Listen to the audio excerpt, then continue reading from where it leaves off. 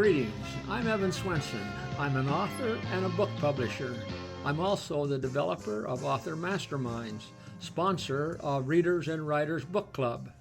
Welcome to Readers and Writers Book Club Facebook Live event. You're invited to come along with us as we visit with and become better acquainted with another amazing Author Masterminds author.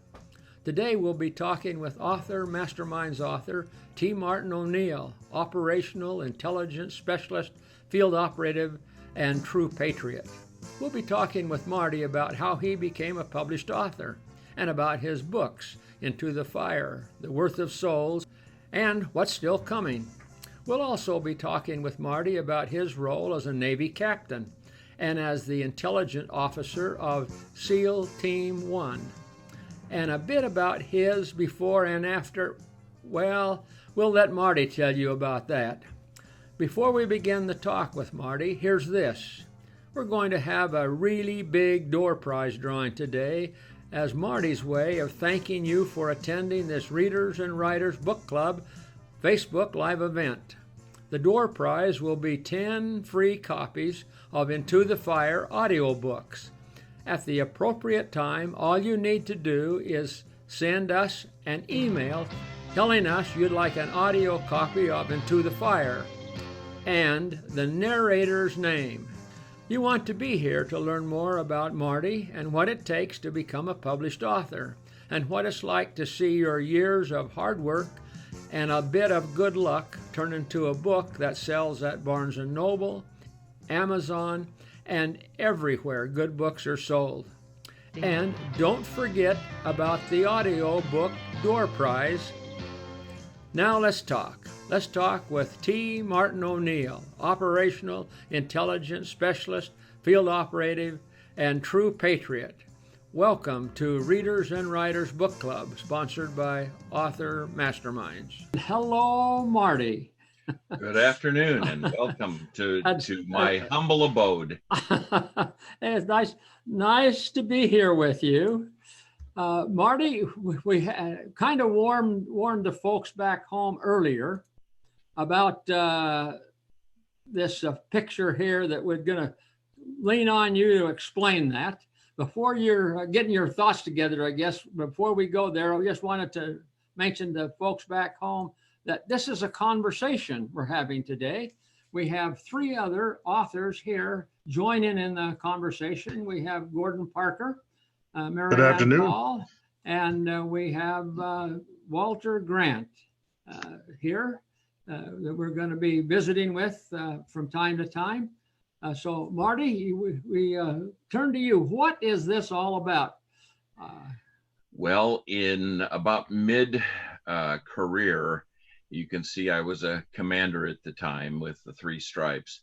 I went into a command which was one of the admirals that I served. I went on to his staff because he had been challenged with coming up with a program that would help hold commands, i.e. ships and other things, that squadrons that would be going into harm's way. And since I had been there, they would be very concerned about making sure that they were trained up and ready to go. That particular picture was a hand-drawn picture by one of the yeomen there at that command. He was quite good at caricatures, but it was seen, if you look up kind of in the corner of that, you can see it says CGEP phone booth. Well, they used to kid me all the time about how I would look so slick 1 minute and in a few minutes leap into the phone booth, change, and become Mr. Radical Terrorist. And the thing that was interesting probably most of all is the fact that I got to sink ships. And I used everybody that you could think of. I recruited people, including my own son and his friend, to come and distract while I was able to walk right aboard. Probably the culmination or the best of all of the experiences was when one particular captain, I was briefing all of his wardroom, and as I was talking with them all, he walked up on the stage and he says, I want you to look at this individual. Look at him closely, because if any of you let him on this ship, you will be charged with, he didn't say exactly what, but he said, you'll be charged. And I thought, oh, good, this is really going to be fun. Well, it turned out that we were in an exercise, and so the exercise, I managed to get up to where they were transporting bad guys away from the shore and bringing them out to, of all things, his ship to be held and to be contained. So as I did that, I put the bomb, and then very carefully, and Evan knows I'm not exactly a small person, but being somewhat robust, I could take all of the explosives and put it around my middle, and then wrap myself in ace bandages. And as I did, I went all the way around, and I had the detonator down my sleeve so that it could go right. It was a wired detonator, so the wire went all the way up to and down into the explosives. And they were not real explosives; they were just blocks of wood, but they were marked "Boom, you're dead," and they became very famous to all of the ships up and down the line when I would go on, and the captain would find "Boom, you're dead." And it was kind of an interesting experience. Well, anyway, they got me on board the ship. They heloed me out along with about 40 other people. It was a big helo, and they landed, and we started coming out. And as we walked out, he was waiting right by to check every one of the prisoners as they came in to be hauled down to the flight deck, or from the flight deck down to the hangar deck. And as we did, he looked right at me. He did not apparently even recognize what it was until I turned and I faced him and I pressed the button. And the look on his face was absolute fury. The only person that let me on his ship was him. And it was, I received a very special award that showed a mushroom cloud, and it was a special acknowledgement that I had sunk his ship. The only one who had made such a dramatic threat to his crew that I'd better not be allowed on. So anyway, that's where the phone booth and the changeover came. Here was this mild-mannered, humorous, fun-loving individual that was straight up AJ squared away and turned instantly into a wretched terrorist. Well, I know that one of the authors that are here today, Marty, Walter Grant, he can probably relate maybe more than others to that. Walter, have you ever experienced anything like that? Well, no, I haven't. I do remember when a captain took over Fort Magoo. Would that be you? We did frequently, yes. Okay, I think they got a little upset. You had a couple of people with you, didn't you? We did. Yeah, it was called an alpha team. Later they called them red cell teams. Yes. So, Marianne? I just wanted to say, Carrie Smith says, what a great story. And Victoria Hardesty just said, good afternoon to Marty and Evan. Thanks, Vic. Oh, yeah. We missed you, Victoria. I'm sure it was for a good reason. Yeah. So, Walter, Marty, I think you need to explain this then. And I want to get some of the background of you in the field and that before we get to kind of the good pictures. Now, this is a picture that we can't see because we can't see you. Well, I love shooting, and I love to help out any way that I can with the teams that I went with. And frequently they would not allow me to go on specific operations because of who I was and what I knew. And they were afraid if I got into the wrong hands, there would be more loss than just my smiling face. And so they wouldn't let me go on certain operations, but the ones that I got to go on were what they called observation or return and report, if you will, that were designed for me to be in the field and to dress just like everybody else did. Well, we thought we would put a fun shot together. This is a staged shot, but the rifle that I'm using right there is a 338 Lapua, and it is one heck of a rifle. It is an awesome weapon that we had at our disposal, and the spotter, you can see he kind of rolled over and was getting out of the way of the blast, but those were shooting at 800-meter gongs, and I was pretty good at being able to keep them on the gong, and it was fun. It was a stage shot though, and we were down in the ground cover, and my kids affectionately called that, when we were living in Southern California, pickleweed. And Evan, if you put that back up, the pickleweed we climbed down into and had growing all over us, if you will. So we looked just like a big patch of pickleweed. And you can see those leaves. Each of the leaves kind of is thick. It has a dimension to it, not just flat like a regular leaf. And they look like pickles.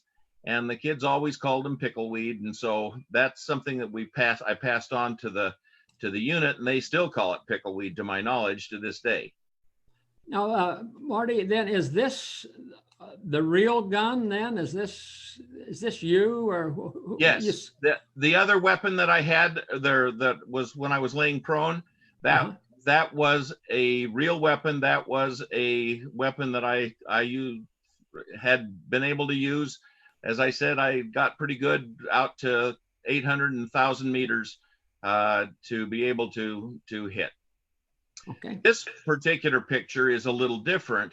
This is a shotgun, and this particular shotgun is more of a modern weapon that is used today. You can tell the digital camo that is there is one of the more feared weapons by people in close quarters or in CQB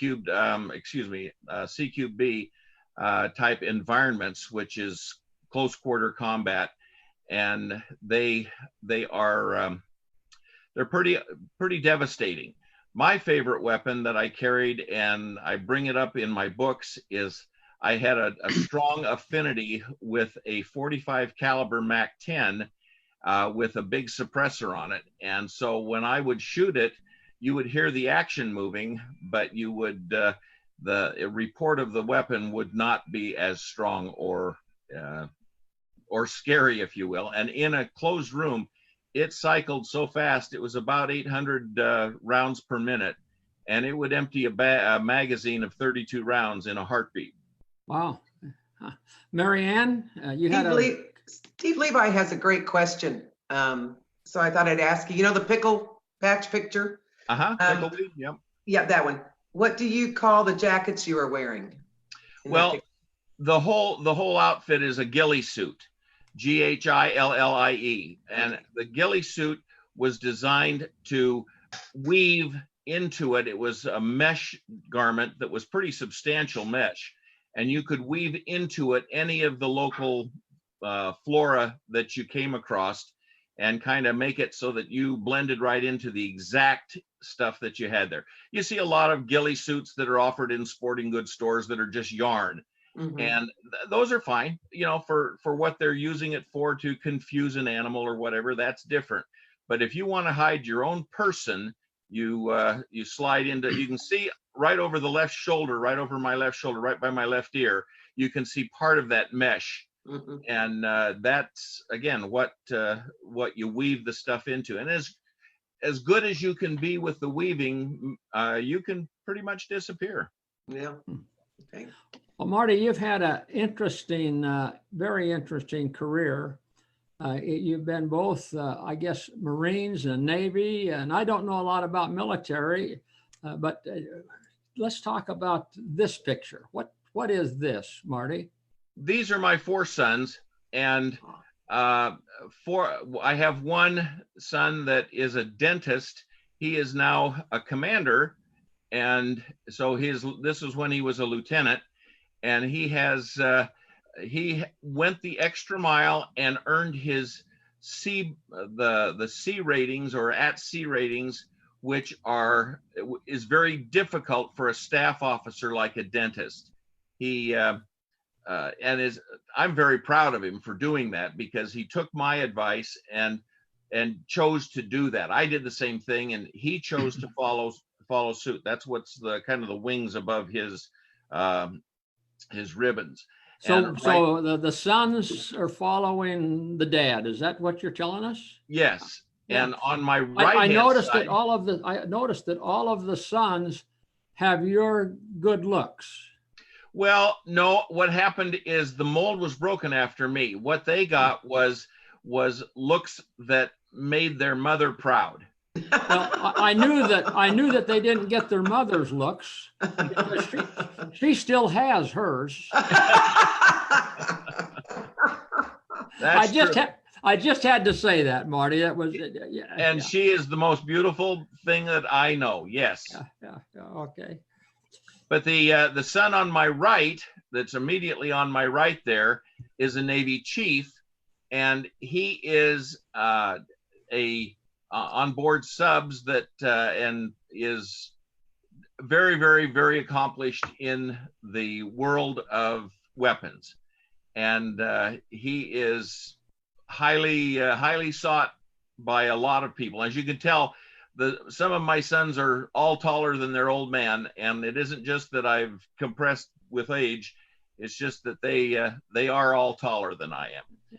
Now, the son on the far left of the picture and my far right is, as he affectionately tells everyone, he's in the Navy as well, but he's in the men's department of the Navy.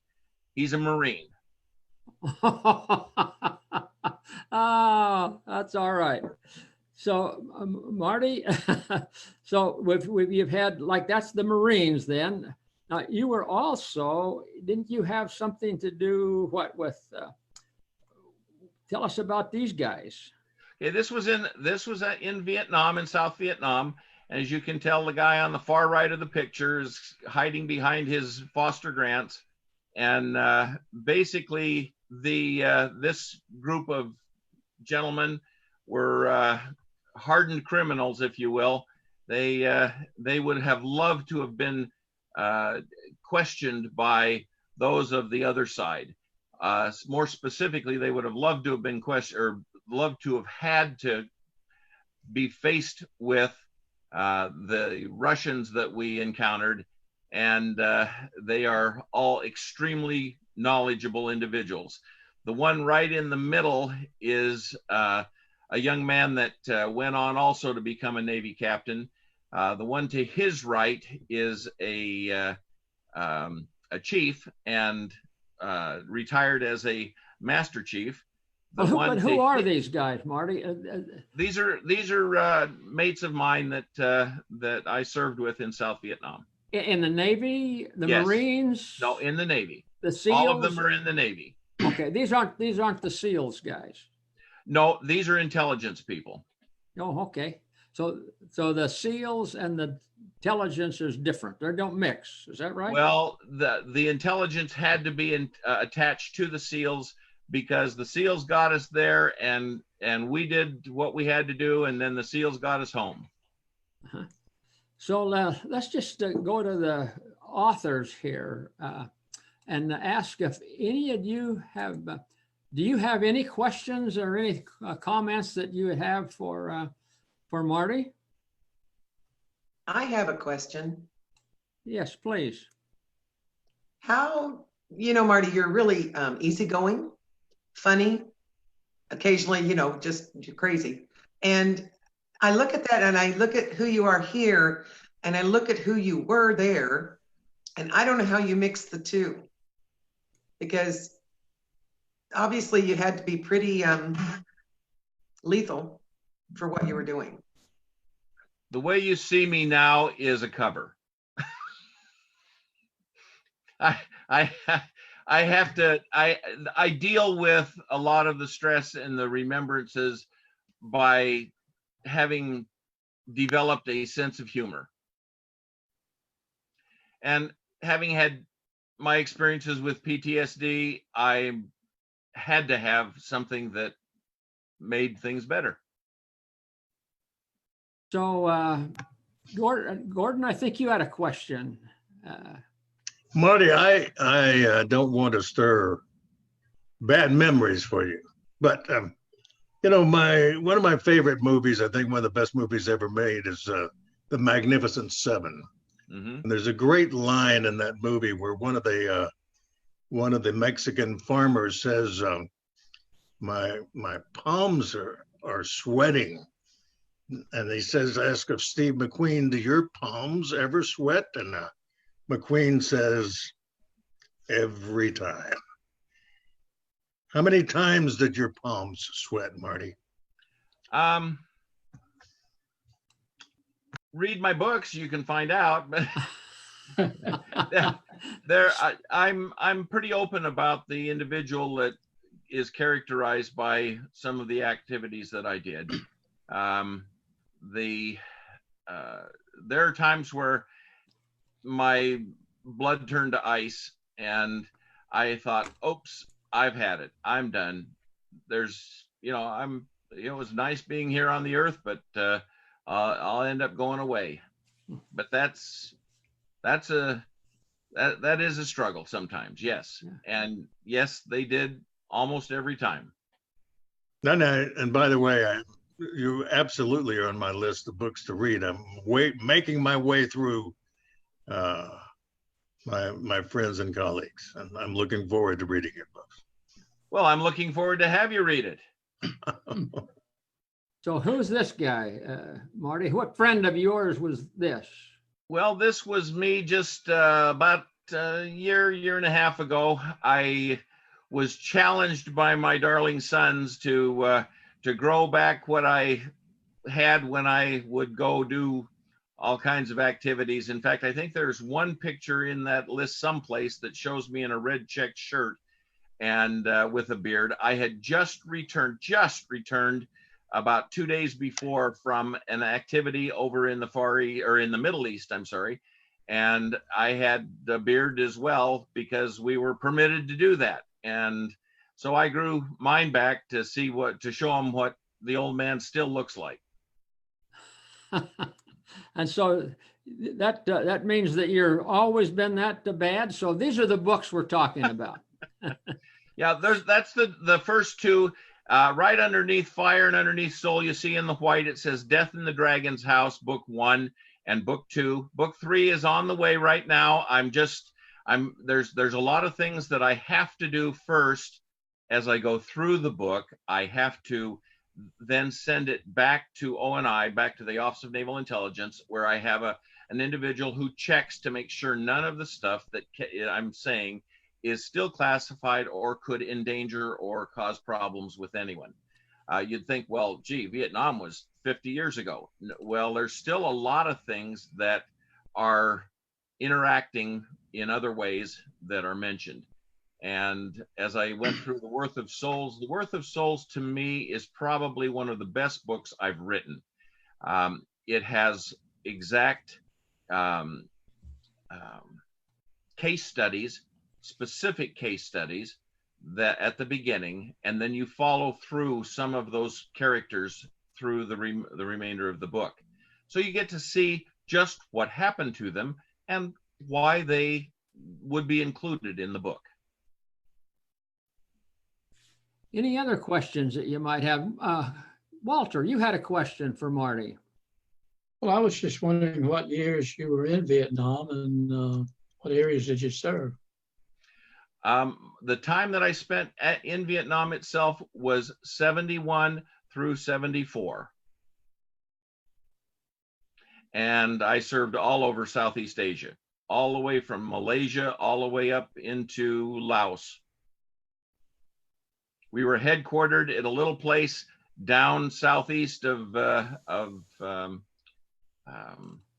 Saigon, what was Saigon, now is Ho Chi Minh City, but we were in a little ville there, and our compound was a reinforced type compound for special warfare, and it included the Army and the Marines, At that time, we didn't have any Air Force Spec War with us, but we did have Army and we did have Marines. Now, Marty, is this a picture of one of your sons? No, this is a picture of me. I know, believe it or not, that's honestly, truly me. This was just at the time when I was pondering becoming a Mister instead of a captain. So this is this is the single Marty? Single Marty? Well, it was, I was very married, but it just, it was. I misunderstood then. No, I was pondering becoming a Mister rather than a captain. Now I have you. Now I have you. Yeah. But I needed to fool people on the outside, if I was going to actually go up for a job interview or whatever. I needed to have a picture that fooled them and said, "Oh, this guy's really a cool guy." Now there you go. This is the captain. No, this is a lieutenant commander. I was a lieutenant commander picture, and there's another. I don't know if the captain one is there. Let me look closely. The way you can tell is up on the bill of my cap. See, that one I believe is the one that still is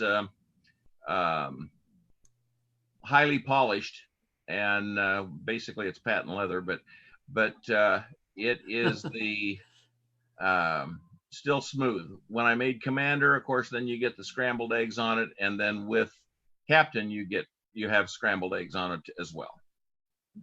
So Marty, tell us, I want to be sensitive to this. I don't want to go any place that you wouldn't want to go with it. So you do what you'd like with it. But if it's a one word answer, you'll know I can't go anywhere with it. Okay. So T. Martin O'Neill, that's not who you are. T. Martin O'Neill is a combination of two young SEALs that I served with that were killed in action. It's in an honor to them. It also helps kind of maintain some of the anonymity that goes along with being able to write what I do and to explain what I can. Is it mean that I can't talk about anything? Well, go in the cone of silence,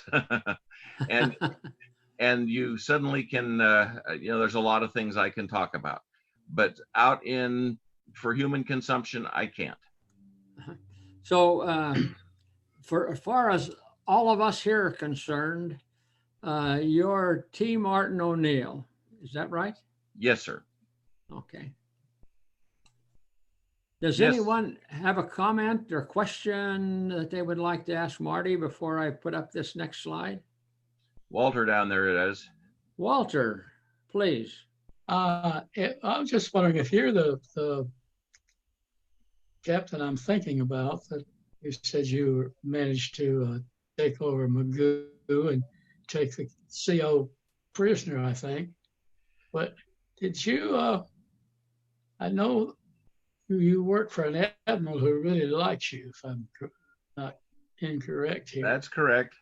Okay, when he retired or whatever happened to him, did any of these people try to take out revenge on you for the embarrassment you caused them?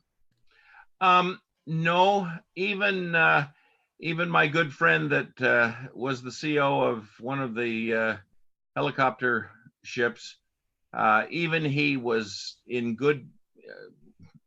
I had some contacts in Hollywood that I had done some bodyguarding for, and they were very excited about coming down and narrating a film that I wrote for the Navy, and it was I not only produced it and wrote it, but William Conrad was the voice for it, and he of course had a magnificent voice that was ideal. Well, we went over to the captain in question's ship and had lunch aboard and gave him a first class opportunity to meet and enjoy William Conrad. William Conrad, of course, now has passed away, but He was one of the movie stars that did Jake and the Fat Man was one of the shows that he did. He was the voice of Matt Dillon in Gunsmoke on the radio. So you can tell that's been around a while. Yep. Okay. Go ahead, Walter. It's coincidence here, I suppose, that I have a class tonight with a retired deputy director of naval intelligence. Mm-hmm. Who is that? Yeah, I was going to ask you if the name Fred Levine means anything to you. It does, yes. Okay. But he won't know Marty O'Neill. No. Well, yeah. He wouldn't tell me anyway. I mean, if he did. Well, he might. Well, let's. You got Marianne over here. Oh, Marianne, I missed that. I'm just quick question. So you're telling me your name is T. Martin O'Neill is actually a pen name? That is correct. Wow. All this Marianne, time. I'm starting to wonder if you and I are the only ones using our real names. It's time to change that, Gordon. Well, just don't be associated with this guy. So Marianne, don't use Lucille Ball. That's already been taken. Thank you. Let's get on Marty's other side here for just a second. Marty, you're not all a bad guy. Why, thanks. You do have other hobbies in that, I trust. So who is this guy here? I'm going to get this right picture up here. Otherwise, I'm not going to get the right thing. There's too much stuff going on here all at once. So you need your engineer. I do. Well, Marianne and I are trying to work something out with Zoom, but Zoom's not cooperating entirely. But she's helpful with it right now, so she's a big help. Marty, let's get on the soft side of Marty a little bit. You like dogs, particular dogs. I do. I really love border collies. This particular border collie that you're looking at here is probably one of my favorite of all favorites, and I've had a number of them, but this border collie is Sophie, and she's laying right down here beside me. She won't let me out of her sight, and she is wanting more than anything else to stay as close as she can. She permits other people to come into our world, meaning hers and mine, but by and large, she is one of the smartest dogs I've ever worked with or ever had. And all of the ones that are exceptionally smart dogs are border collies. So you've had some interesting experiences with border collies. I think you wrote a story about that for the Readers and Writers group not too long ago. Do you recall what I'm talking about? I do. When Sophie is a rescue, and when we went down we just happened to stop by the kennel, and we were going down through the different animals in the various cages and so on, and every one of them was barking and carrying on, and it was just it reminded me of being in a prison in the Middle East where everybody was trying to get you to open their cell. And there she was by herself, laying down and just looking at all the racket, and our eyes met and we were just able to communicate. And it's one of those things where we've been able to communicate ever since. I can read her thoughts. She can read mine. It's, like I said, it's one of the most amazing experiences to have an animal be that close to you. Was love at first sight? Is that what they talk about? Yeah. It was. There were some rough edges that had to be changed because we got her when she was about 10 months old, and she apparently didn't have a lot of guidance prior to that. And so there were some things that had to be done. She was so smart that they had to put her in a kennel by herself because and they had nicknamed her Trixie there at the kennel because she would open the doors and get out. And so several times she had made her way out, and so we had to work with her on that. And but they had kept her totally isolated because of that. So the story that I tell is of a squad going into a prison and finding the quarry that they needed to bring back and release to real life. And that was the story of how we did, kind of a dolled up story of Sophie. Okay. And today, incidentally, October 22nd is a day that has been set aside. You do frequently on your posts with Facebook. You say, well, today is, Unwrap a Sucker Day or Yep. The Sniff a Flower Day. This is, believe it or not, is a day dedicated to those dogs that nobody seems to want at kennels. Walter, go ahead. Well, I was just thinking with Marty saying that he and Sophie can read each other's minds if he talks to the voices also. If I talk to who? The voices. You broke up again. I'm sorry. The voices. Do I talk to voices? Yeah. If I tell you that, then the problem is that, Walter, you're a nice guy. I don't want to send somebody to meet you tonight. I know where you live, you see, Walter. But Okay, you don't know my name either. Let's get back to business, you two. Let's talk about the really big door prize, Marty. I'll tell you what, I'm so excited right now. Steve Sexson, S-E-X-S-O-N, Sexson. Steve Sexson narrated my first book, Into the Fire, and I am so excited to have it out. We're releasing it, and everybody can get a copy of it. It will be, is it AMX, ACX, what? ACX. ACX, I'm sorry. It's ACX. Audible. Right. It's a Audible book, or I'm trying to think of what I was calling in there a second ago. But anyway, you can listen to it. You just press the button and listen, and you can hear Steve's melodious tones go through. He's not military, so a lot of the things he had to learn, and bless his heart, he did a fantastic job of learning about the military culture and making it something that was Steve's. I mean, he learned and did a magnificent job. I'm excited and hope that we can start working on the second book, because I'd love to have him continue on.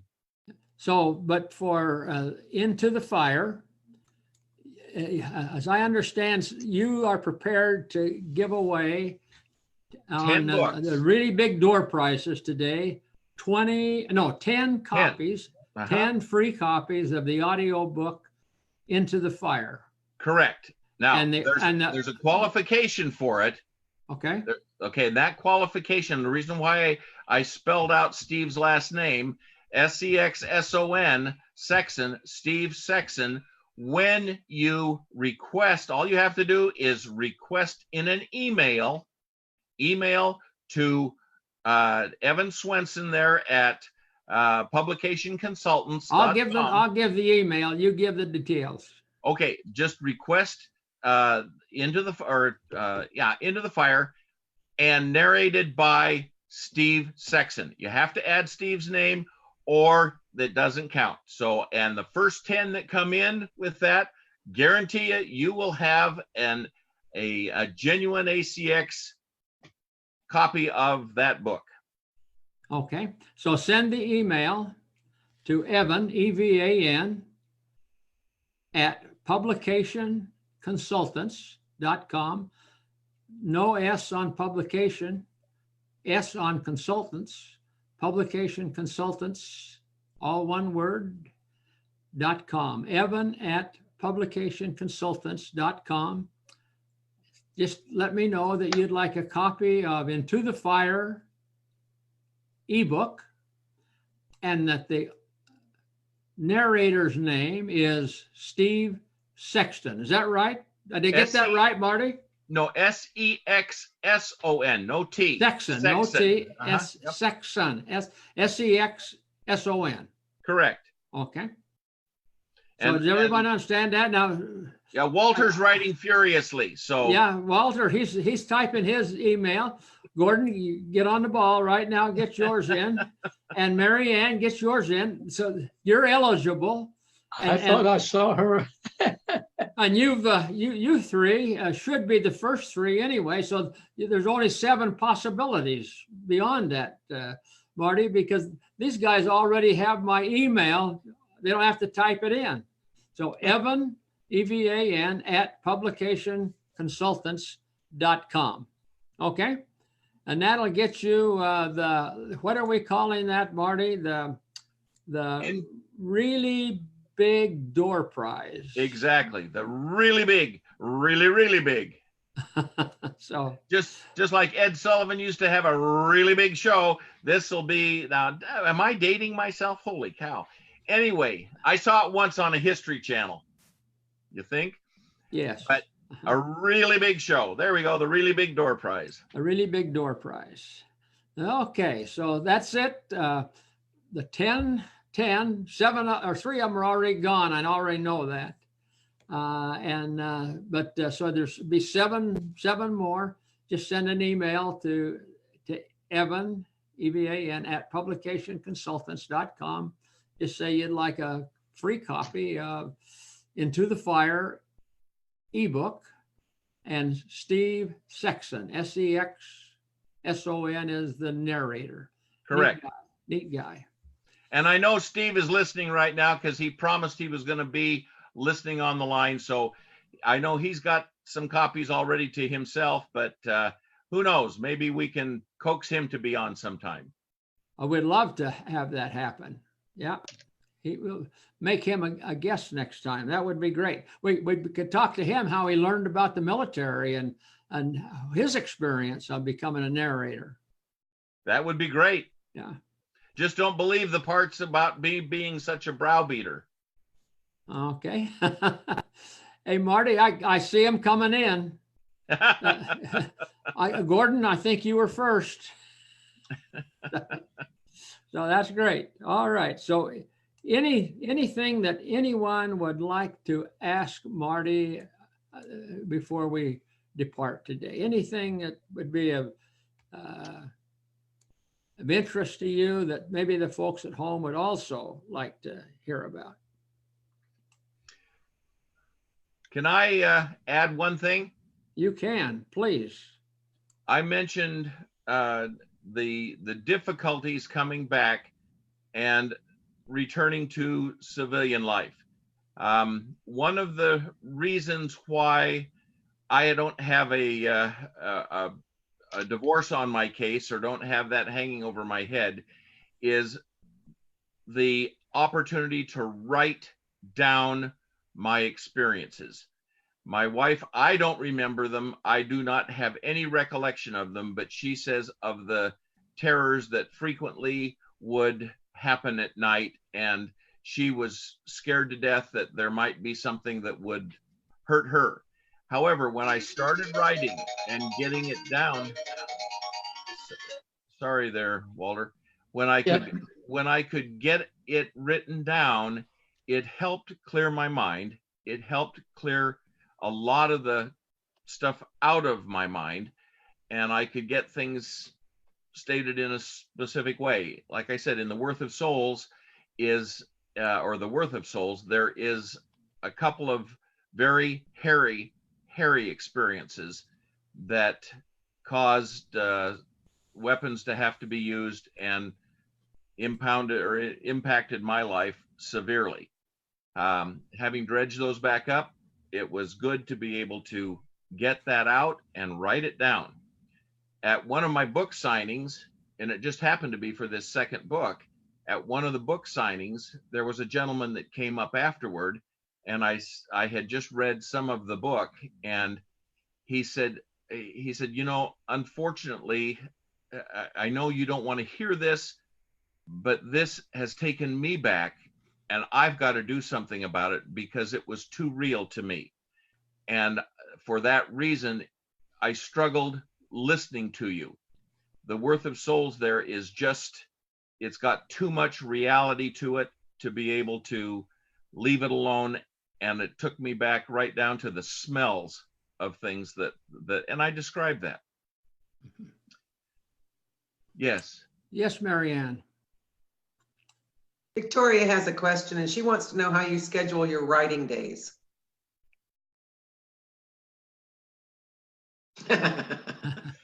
I know that one. I'm sorry. Do you want to answer for me, Marianne? Yeah. It's a challenge to try to get things put down. I will frequently, when I'm doing reading of other people's books, it will stir something that, oh, I remember that, and it's in the recesses of my mind, and I'll come in.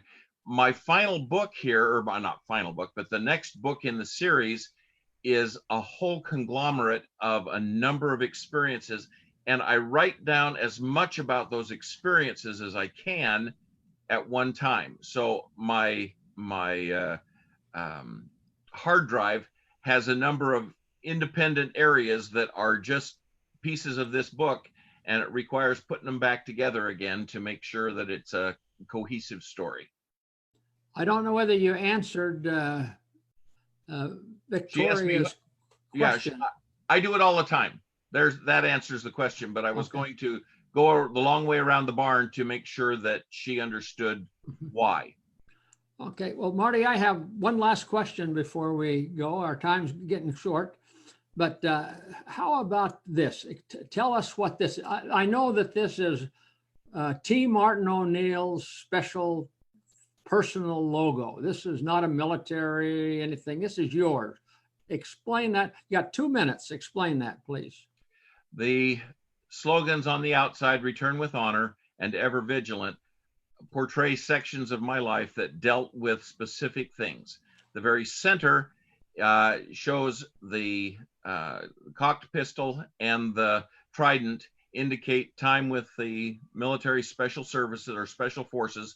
The magnifying glass and the pen or a quill indicate the intelligence field, and the stars they have specific reasons in my heart for that, and so I included the stars to remind me of some of my mates that aren't with us today. And so how do you use that? I use it on the books now. If you look up on the cover on the upper left-hand corner, you see that logo. I wanted that to show why it would guide me along. The return with honor we had in our hooch was a tag very similar to the way the Notre Dame football players, when they go running out, there's a little leprechaun and they slap it as they go by. This was something, return with honor was a reminder to all of us that we have an honorable way to do things, not the horror way of doing things that we encountered. Okay.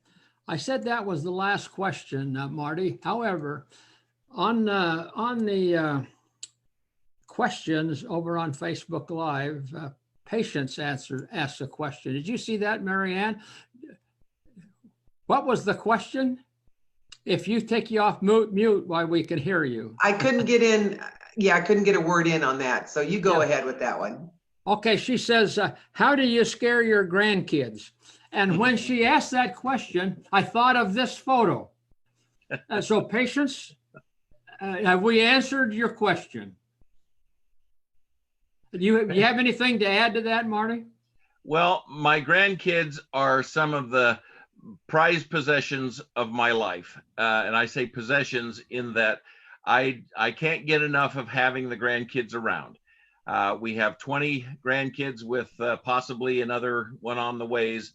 And so 20 grandkids and 4 great grandkids. And we just are, anytime I have any of them with me, I just can't get enough of having them around. I love them to death. They are the most prized possession, as I said, that I have. Yeah, thank you, Marty. Mary Ann, thank you for being here today with Marty. Gordon, also thank you for your contribution here. And also Walter Grant, who also has an alias someplace. So Mary Ann, I guess you and Gordon are it. Everybody else is somebody else. Well, Victoria said she's herself too. So that made me feel, she put that in the comments. That made me feel better. Yeah. We, Okay, unlike the others, have nothing to hide. There's the deal. Yes. That's Well, the poor deal. Walter wanted to get in on the show, so that's why he kept his doodle doodle doodle doodle doo going. His phone. Okay. All right. So here's the last thing. Next week, it will not be an interview with an author. It will be the general membership online meeting for the Readers and Writers group. So next Tuesday, October the 29th at 6 p.m. Eastern Daylight Time, we will be right here with the general membership. And we'll be talking to 3 authors that have had their books read this last month by the group.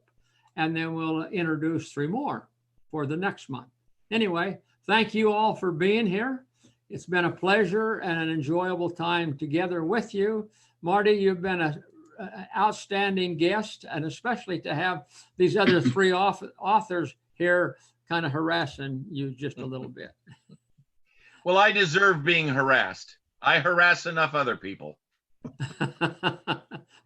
Did you notice, Marty? No one answered. No one took exception to that. Well, anyway, thank you all for being here. We'll see you next week. And in the meantime, keep in touch.